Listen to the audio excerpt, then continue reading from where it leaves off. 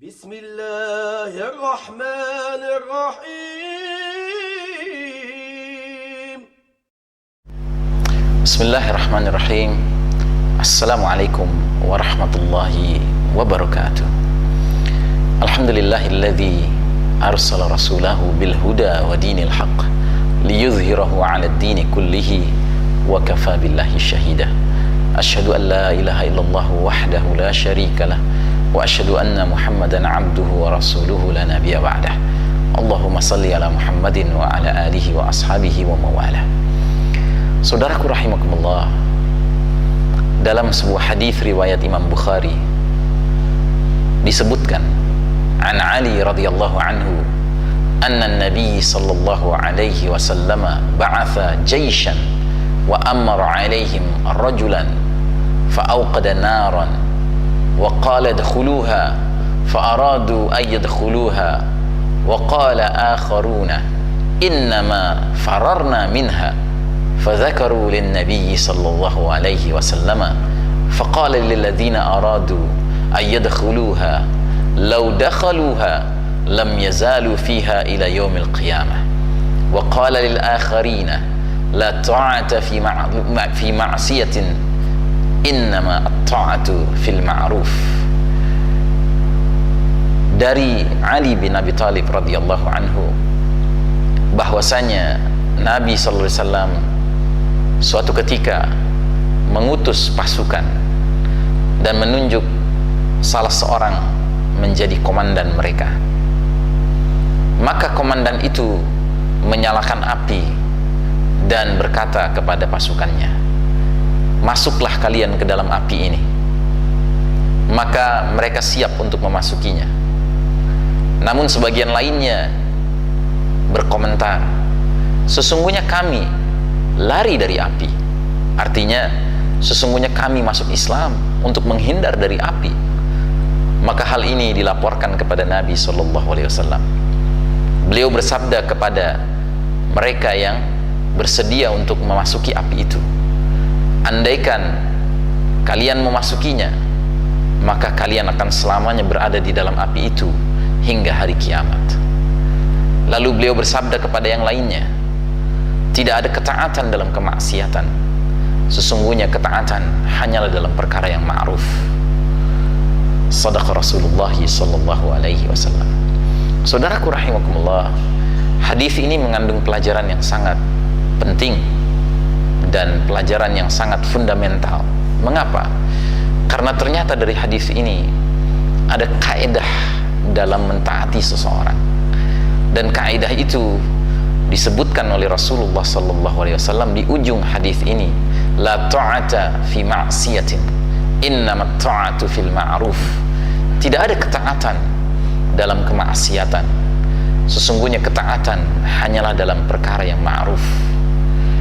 Ketika sang komandan dari pasukan ini memerintahkan anak buahnya untuk memasukkan badan mereka, tubuh mereka, melemparkan diri mereka ke dalam api yang menyala, lalu sebahagian begitu saja siap untuk mentaatinya dan sebahagian lagi protes, berjiwa kritis dan menggunakan alasan pula, sesungguhnya kami masuk Islam, kami bersyahadat justru untuk menyelamatkan diri dari api. Alangkah tidak logisnya kemudian ketika kami sudah menjadi muslim, engkau perintahkan kami untuk masuk ke dalam api. Nah, jadi saudaraku rahimakumullah, ketika Rasulullah SAW menerima laporan akan peristiwa ini, Nabi bahkan memberikan suatu gambaran yang begitu gamblang bagi mereka, kata Nabi, yang bersedia untuk mentaati perintah komandan tersebut. Dan seandainya mereka lakukan perintah itu, mereka taati perintah itu, maka niscaya mereka akan berada di dalam api itu hingga hari kiamat. Artinya mereka akan dalam keadaan musibah, celaka yang berkepanjangan sampai hari kiamat.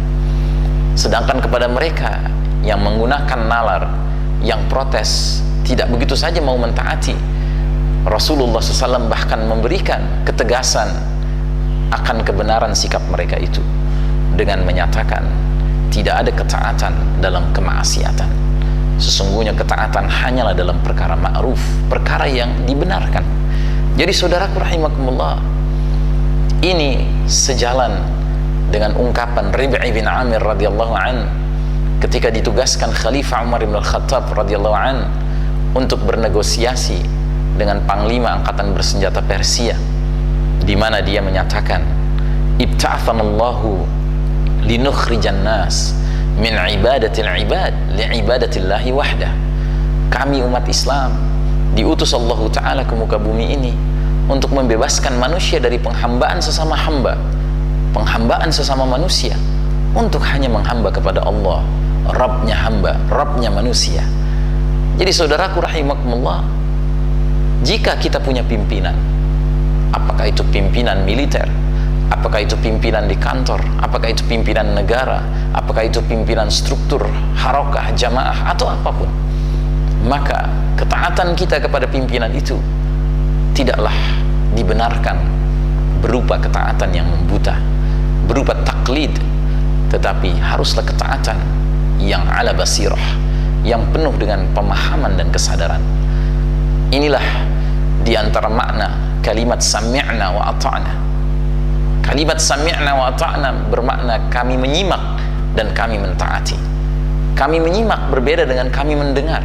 Kalau kami mendengar, artinya hanya menerima informasi yang terdengar, lalu begitu saja langsung ditaati. Tetapi kalau kami menyimak, itu mengandung unsur kami mendengar dengan diiringi pemahaman dan penalaran. Dan ketika kami sudah mensensornya, kami menilai dia sesuai dengan ketentuan Allah dan Rasulnya, barulah kami mentaatinya.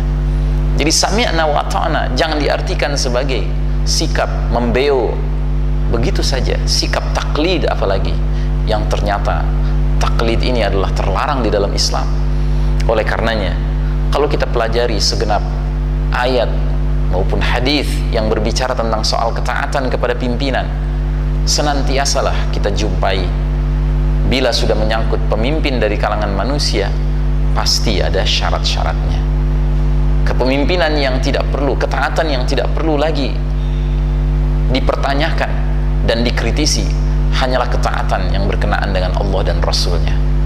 Sebagai contoh, surat An-Nisa ayat 59, ayat yang paling sering digunakan oleh para juru kampanye untuk menuntut ketaatan masyarakat dan konstituen atas dirinya, berbunyi, ya ayyuhalladzina amanu ati'ullah wa ati'ur rasul wa ulil amri minkum.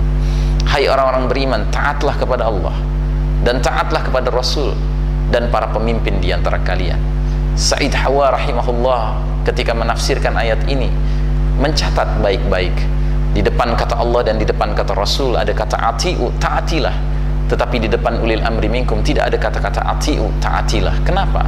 Karena mentaati Allah dan Rasulnya sifatnya mutlak. Tidak mungkin Allah dan Rasulnya memerintahkan sesuatu kecuali yang ma'ruf. Tetapi begitu mentaati para pemimpin di antara kalian yang merupakan manusia yang kadang bisa benar, kadang bisa salah, tidak ada kata ati'u yang artinya tidak mutlak. Bahkan kelanjutan ayat itu menjelaskan syaratnya kapan kita mentaati mereka. Fa in tanaza'tum fi syai'in farudduhu ila Allahi wa rasulih. Jika kalian berselisih pendapat dengan pimpinan kalian, maka kembalikanlah urusannya kepada Allah dan Rasulnya, jika kalian benar-benar beriman kepada Allah dan hari akhir. Jadi pemimpin yang boleh kita taati hanyalah pemimpin yang dalam semua arahannya, semua perintahnya hanya memerintahkan hal-hal yang segaris dengan ketentuan Allah dan Rasulnya. Bila segaris dengan ketentuan Allah dan Rasulnya, maka tidak ada alasan kita tidak mentaatinya. Namun begitu dia sudah tidak segaris, Allah dan Rasulnya lebih utama kita dahulukan untuk kita taati. Saudaraku rahimakumullah, mari kita menjadi orang-orang beriman yang senantiasa mensyukuri nikmat akal yang Allah berikan kepada kita, dengan senantiasa kritis, dengan senantiasa nalar tatkala menerima apapun perintah dari siapapun. Aqulu qawli hadza fastaghfirullah li wa lakum, billahi taufiq wal hidayah, afu minkum, uhibbukum fillah. Wassalamu alaikum warahmatullahi